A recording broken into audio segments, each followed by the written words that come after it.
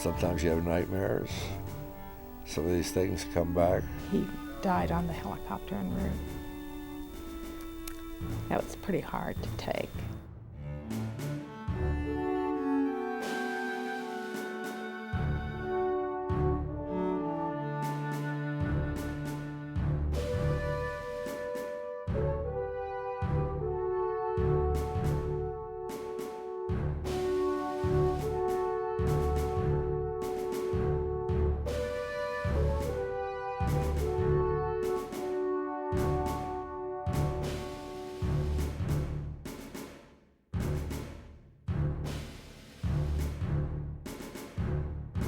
And the even harder part is if you have to pick up one of your buddies and pull them in.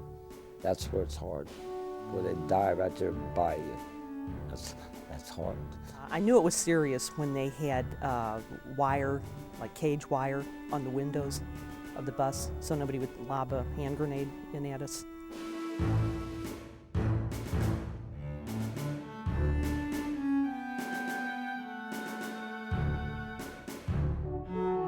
The day I received my orders to go to Vietnam was the day I found out that my best friend, George Hall, who I went to high school with, had been killed in action in Vietnam.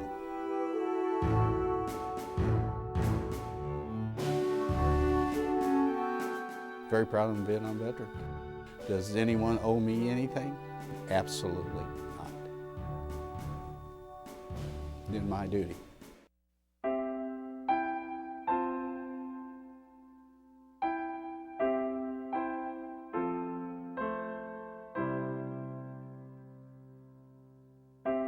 My dad knew people on the draft board. They called him and said, your son's number 22 on the list.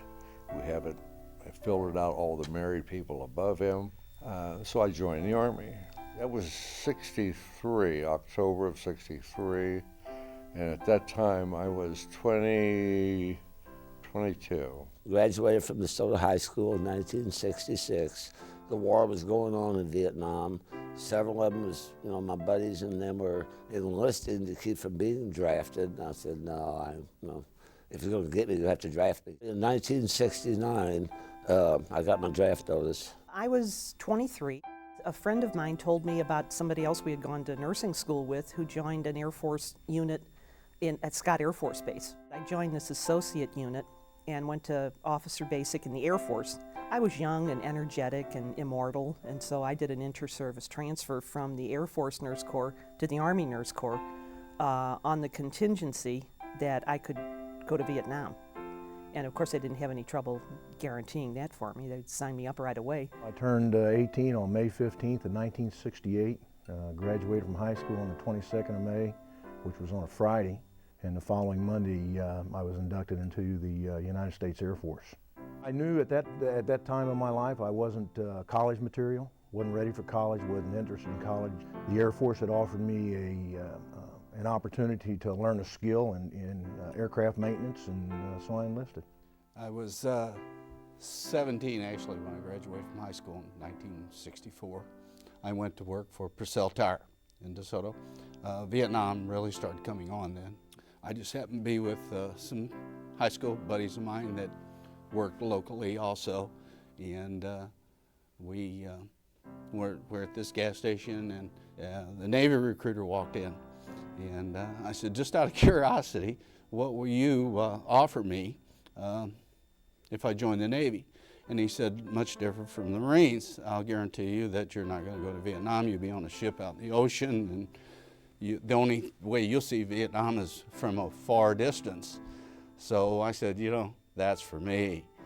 And they joined the Marines. I joined the Navy. When they got orders to go to Vietnam, and I just couldn't believe it. In the fall of 1967, I must have been 18 or 19, I think. My friends and I were just sitting around in our dorm room at the School of Nursing we were attending, and one of my friends wanted to go talk to the recruiters in the town to see about the opportunities in military nursing. So we went to talk to the recruiters. As it ended up, I was the only one who went into the military. I I really felt like we really didn't want to go down and talk to a recruiter, but once the recruiter got our attention with the stipend that we could receive every month, and I thought it was a wonderful opportunity for myself because I came from a poor family. Once I told my uncles that I was going into the military, they were so proud of me because they had all served in World War II. And I was the only one of my generation to go in the military from our family. So I guess it was kind of like I was following in someone's footsteps. I decided I wanted to go to flight school.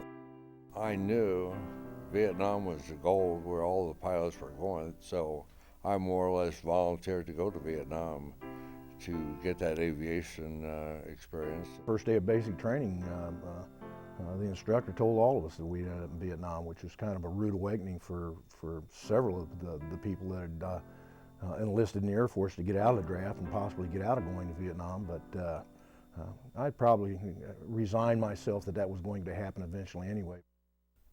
The day I received my orders to go to Vietnam was the day I found out that my best friend, George Hall, who I went to high school with, had been killed in action in Vietnam. So that made me realize right up front that, you know what, this is not a game. This is not an action adventure comic book. This is the real world. This is the real thing, and people get hurt and people get killed, and that sobered me up quite a bit before I ever went over. Frankly, I wasn't afraid. I think I was excited to see exactly what I had ahead of me. It never entered my mind that I would be ever in any danger. Never entered my mind that I could be hurt. Never in a million years. I had no idea, no concept at all. Because obviously the nurse recruiter served her year in Vietnam and she came back and she looked pretty healthy to me. And I didn't know of anyone who actually was injured in Vietnam until I went to Vietnam. On July 4th, I landed in Tan Son Nhut Air Base in Vietnam.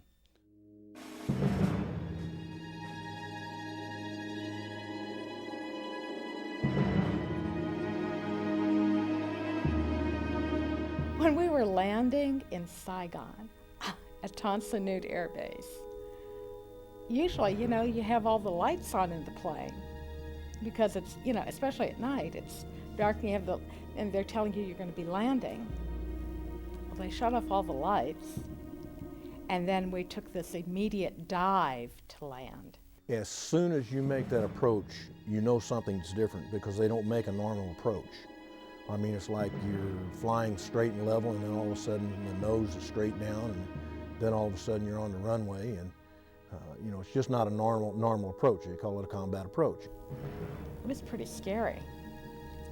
And the pilot came over the intercom and said that was to prevent us from being hit by anybody who was watching to see us. And, in some way we thought, oh, he's just pulling a joke. He's just doing just pulling a prank on us. As soon as you got off the aircraft, the first thing that hit you was the heat, and then the smell, and then the realization that, hey, Toto, this isn't Kansas. And you got down to the bottom of the aircraft. They had these buses lined up, and if whatever branch service you were in, you got on this bus. I knew it was serious when they had wire, like cage wire, on the windows of the bus. So I asked, what's this for? That's for grenades, so that the grenades could not come in the windows. Okay.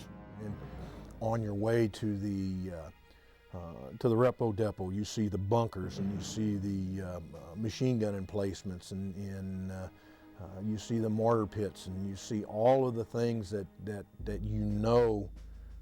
are used in war, and it makes you realize up close and personal that this ain't a friendly place.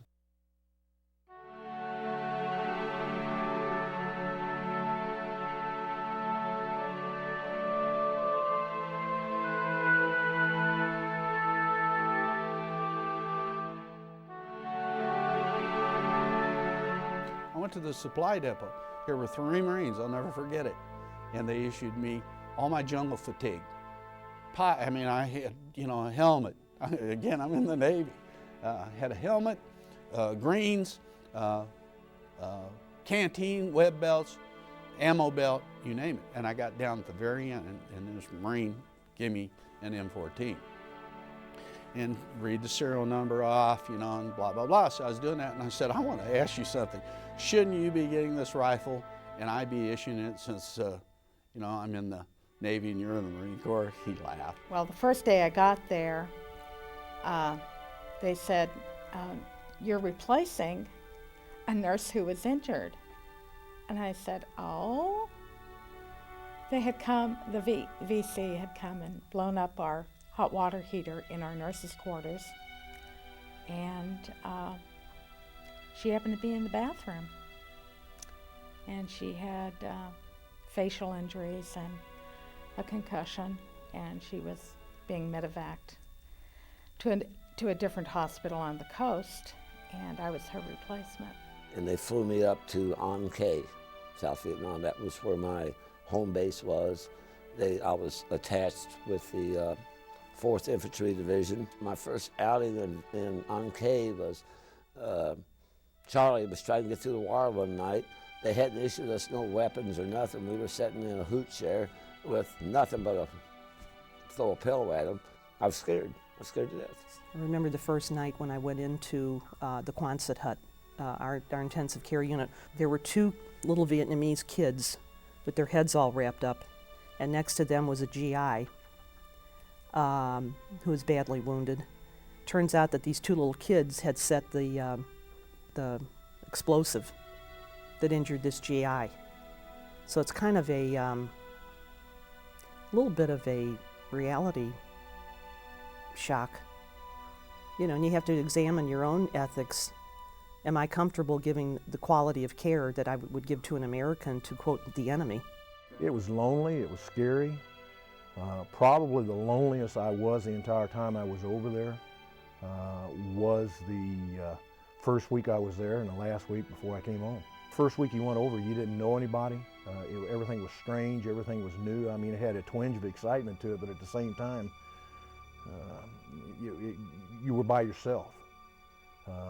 Everything felt unfriendly to you. Once I was out and with Special Forces and learned the lifestyle, which after, like I say, 3 weeks, you're really apprehended. Matter of fact, let's face it, you're a little on the afraid part.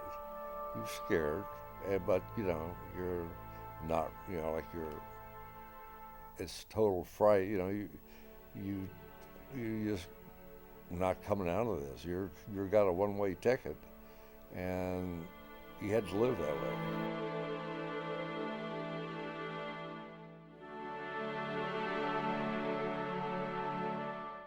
The second night I was there, because I didn't stand guard, I didn't do anything because I was a newbie.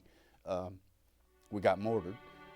This friend of mine, still friend, lives in Pennsylvania, was there. Ran out of the hooch. He took me with him. Incoming was coming in. He helped me because I didn't know what the world I was doing.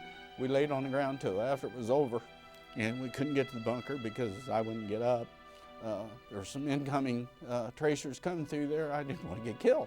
So during the day we pulled road security, and then at nighttime we would go back to an LZ, or normally around a bridge, and pull security on that bridge to keep Charlie from coming in and blowing the bridge up. Well, then we'd go outside the perimeter of that bridge and set up ambushes. We'd go out there and set up claymores. There may be 4, 5, 6 of us. If you could sleep, you could sleep. We'd set the claymores up out in the perimeter, so if Charlie was coming in, we'd hear him. Click the claymores, we'd take them out. If we do, sometimes in nights we never got nobody. Other times we get 2 or 3, 1 or 2. Bag them, bring them in for body count. I had to recover 3 Special Forces bodies that the enemy ran off. I mean, our own people ran off and left, our advisors. and 60 of them came back. They had 60 different stories, but the interpreter and the 2 SF sergeants, they didn't come back, and that was pretty terrible. I was in the rear with the gear. I can remember C-130s loaded, 6 high, 3 across, from front to rear with caskets, with body bags. And not just one, but one right after another. And it made me feel, to a certain extent, you're one of the lucky ones. You don't have to face that each day that you're here. I was a seaman, no rating, no nothing. I stood security. It was scary because when you patrolled through there, you walked right by the fence, and some places were 2 or 3 feet where you had to scoot in to make sure there was not any holes cut in the wire, that they didn't sneak in there. And one night I was, in particular, I'll never forget it, I was walking security, and I crossed under this, it was a lumber pile, and you had to walk under this lumber pile to get to the other side. And when I got under the lumber pile, I looked up, and I looked right in the guy's face on the other side of the fence. How come I didn't shoot him? I have no idea, no idea. But it scared the heck out of me. He ran, I ran.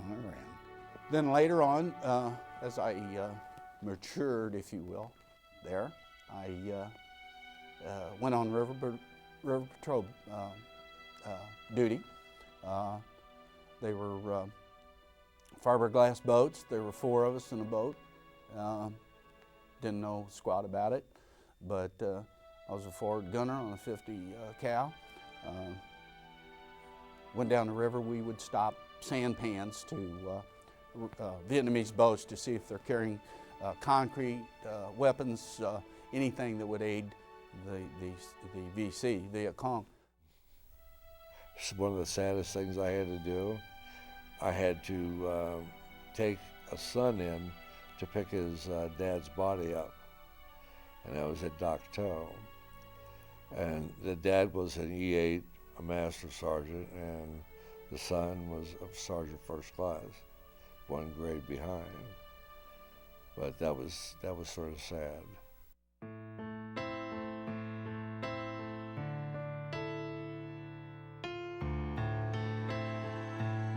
We were the first people they saw when they woke up. And it could be pretty sad sometimes, because some of them just didn't wake up to very good news. I can't imagine being a scared 18, 19-year-old kid halfway around the world, no doubt having been drafted, to wake up in a damp, humid Quonset hut and find out you were missing a leg. I remember one fella that we got in, he didn't even go through surgery because there wasn't anything that could be done for him. They brought him into our ward. He had been, it was a blast injury, so it was like what they call today a traumatic brain injury. And he had had his neck broken, and there was no way to save him. And so I was just assigned to stand there with him and talk with him and try and ease his mind. And then when they got ready to evacuate him to the 67th evac, which had capabilities of a neurosurgeon, he died on the helicopter en route. That was pretty hard to take. You're their mom, their sister. I like to think that the advice I gave people, those young guys, and the talking discussions I had with them, sometimes just one way, which is a one-way conversation, registered with them. Because it was the first message that they got after they'd lost a limb, for example, and about how the need to go on, and you'll be going home. Frankly, though, I'm amazed how tough those guys were.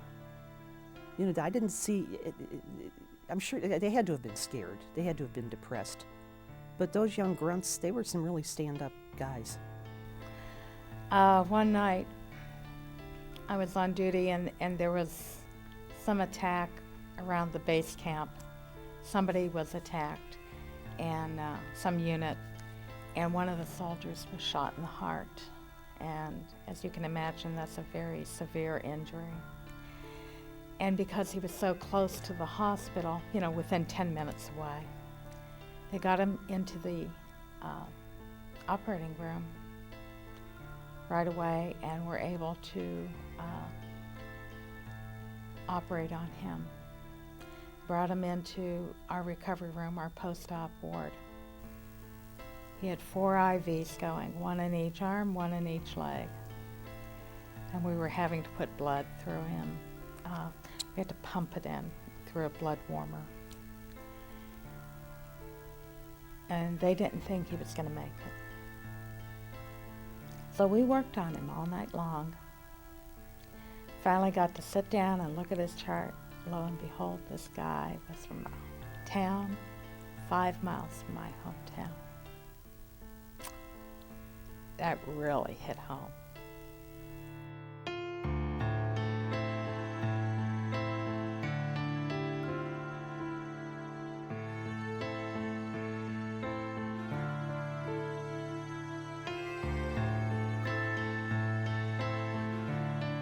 When they gave immunization shots to some of these people, you probably want to edit this. The Viet Cong came in and they cut their arms off. And they were really horrendous. And when you say, you know, see, there's some underlying stuff, either women or whoever. You know, these people weren't very nice. And you can't be very nice dealing with them. You have to be in their ballpark. See, I can't understand how you can be inhumane to another person the way they were, to sever an arm, behead somebody. This type of mentality, I just, you know, I wasn't prepared. This is the hardest part of it all. The VC used children as decoys and as people to plant what is being called IEDs today. We used to call satchel charges, and they'd use children to plant them. I remember I took care of, this was in the ICU, an NVA, North Vietnamese Army Irregular, as they were called. They were not Viet Cong, they were North Vietnamese. He was an officer. And I took care of him in the ICU. I can honestly say I gave him what the law refers to as standard of care treatment. And I remember he just hollered and screamed at me all night. We didn't like having them, but we treated them as well as we treated our own people. I mean, we certainly would not give them the medical. We always made sure they had the medical care they needed. I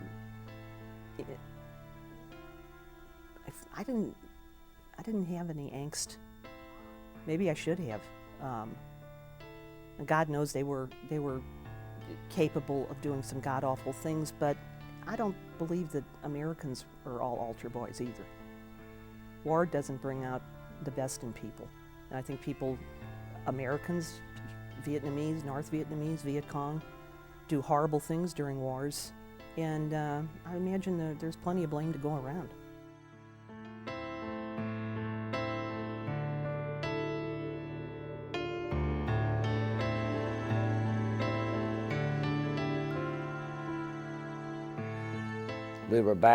We got back in to the Bridge 30, and I traded a guy a hot 6-pack of beer for the first guard, which was from 10 o'clock at night till 11. Went and took a shower under a 55-gallon barrel, non-potable water, warmed and sat out in the sun, put some fresh fatigues on, and I just kind of milled around, got something to eat, laid around, rested till 10 o'clock. Well, now I wasn't on my own APC, so I borrowed somebody else's flak jacket, So I got down on this other APC with this friend of mine named Sal Duran, and we were sitting there. He was getting short. He only had 30 days in the country that he got to go back to the world. So about 10:55, we started getting incoming. They're throwing mortars in on us and RPGs and B-40 rockets. And I jumped inside, found the flat jacket, put that on. I was trying to put my helmet on because it was somebody else's track and in their helmet. As I was putting that on, Sal had jumped up and jacked a M60 machine gun.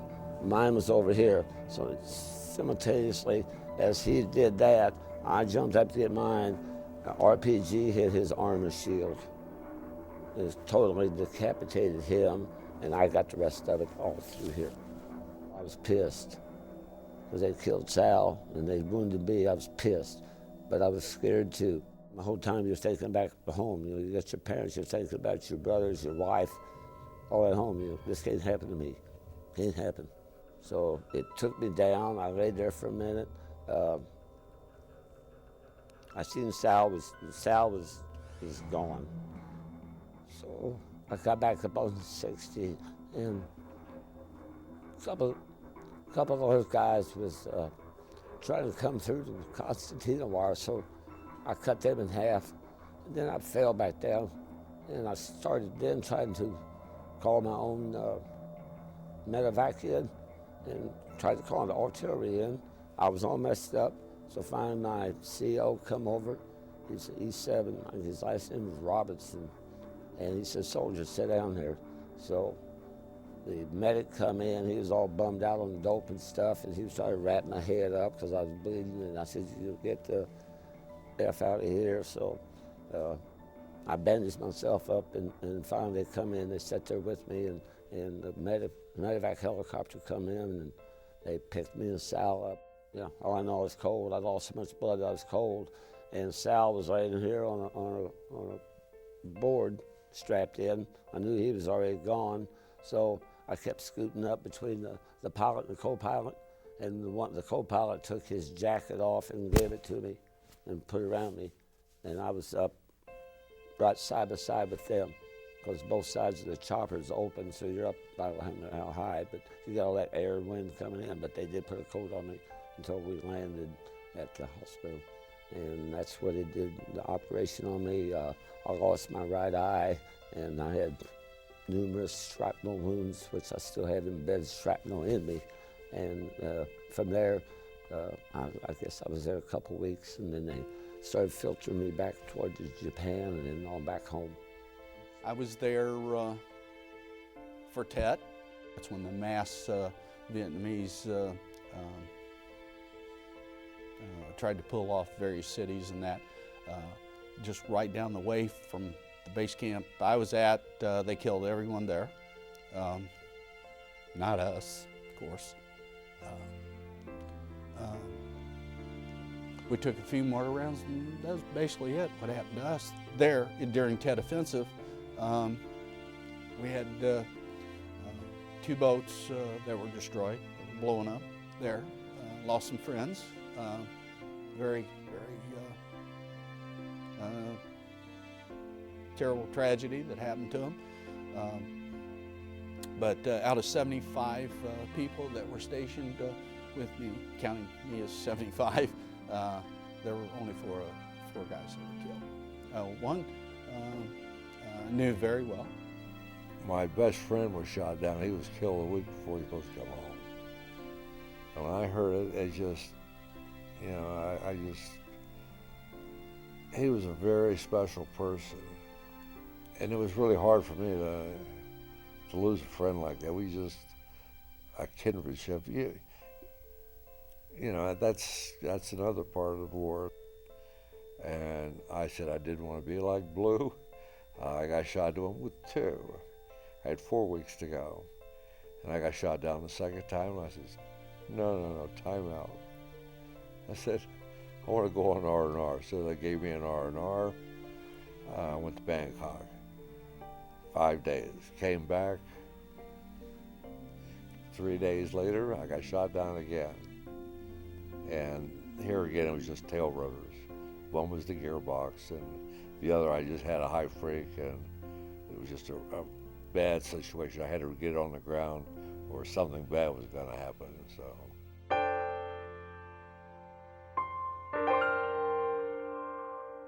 We all were homesick. We were kids.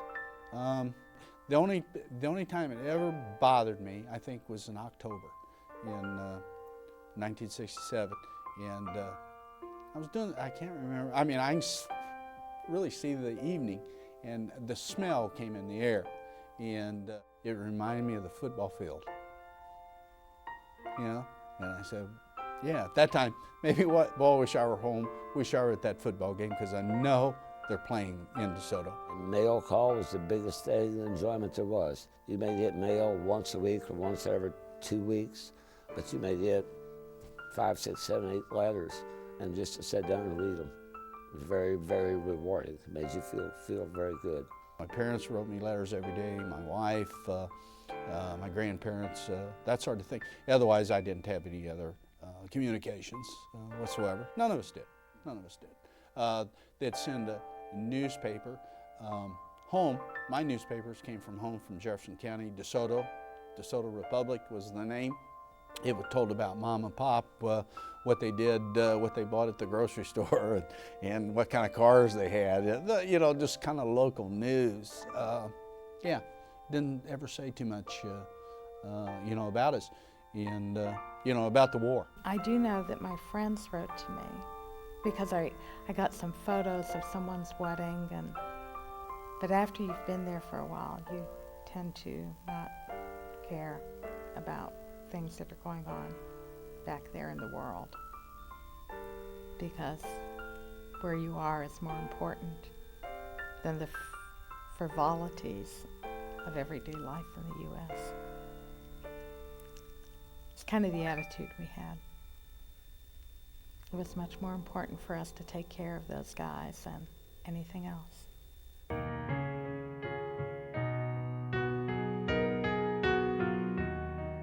It was like Christmas. It was just, you know, everybody was joyful, and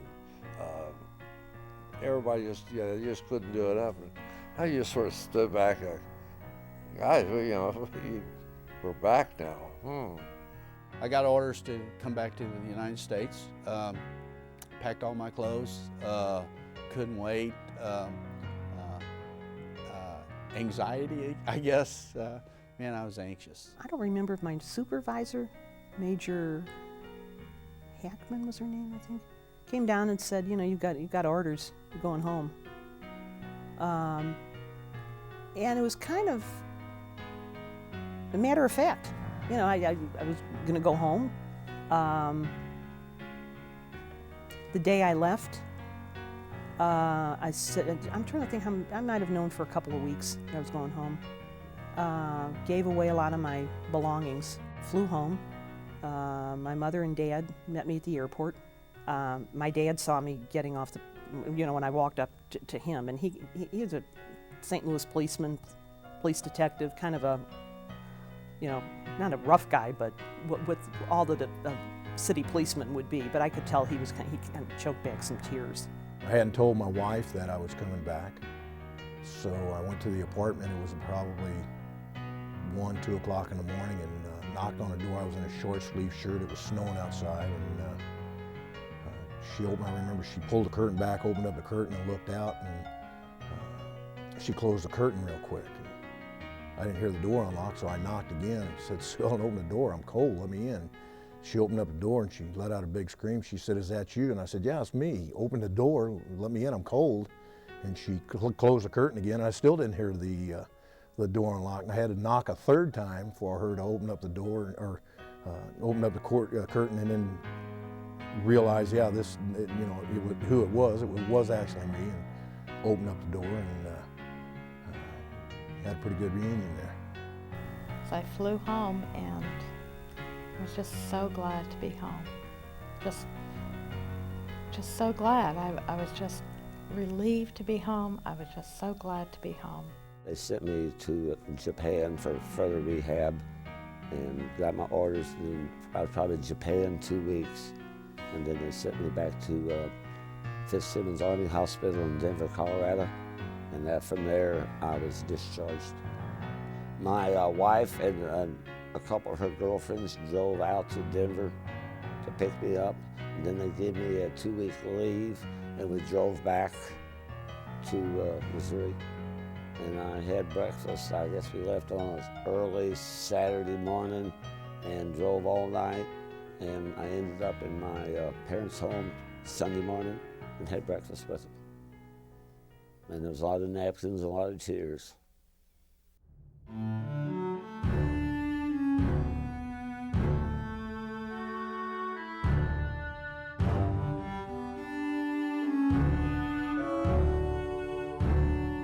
Sometimes you have nightmares.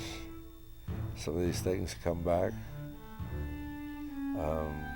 My wife's often said, you know, she hears me barking out orders.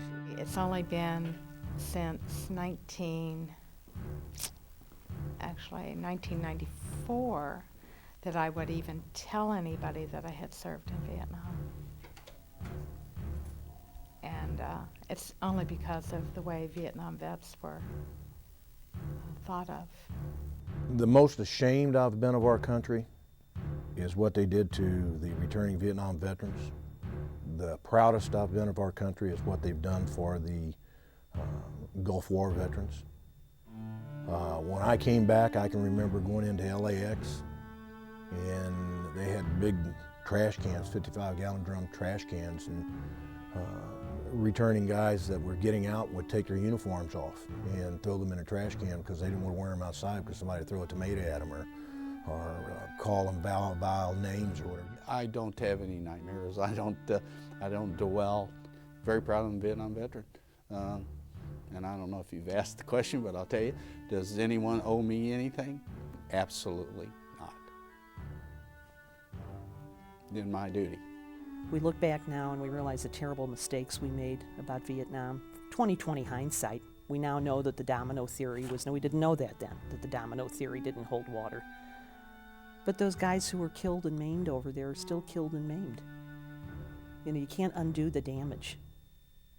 So I'd like to start looking at peace as an option. I feel fortunate that I'm alive. I'm glad that I served. They called me to do a job. I did my job the best of my ability. I did get wounded. I did make it home. I did not have to pay the ultimate sacrifice. Other ones did. And I'm just fortunate that the good Lord was looking over me and brought me back home. Even though I'm not 100%, I'm back here. You go to the VA hospital, you see people up there in a lot worse shape than what I am. But we're all home.